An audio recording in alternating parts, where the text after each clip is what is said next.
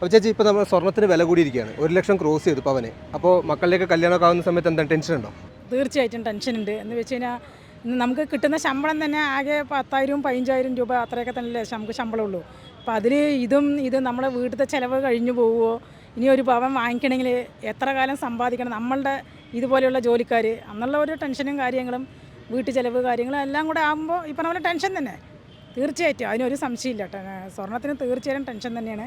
ആരും സ്വർണ്ണമില്ലാതെ ആരും കല്യാണം കഴിച്ചിട്ടൊന്നും പോവില്ല. അവർ വേണ്ടെന്നൊക്കെ പറയും, എന്നാലും നമ്മുടെ ഒരു കടമയുണ്ടല്ലോ അവർക്ക് കുറച്ചെങ്കിലും കുറച്ച് നമുക്ക് ആവുന്നത് കൊടുക്കണം എന്നുള്ളത്.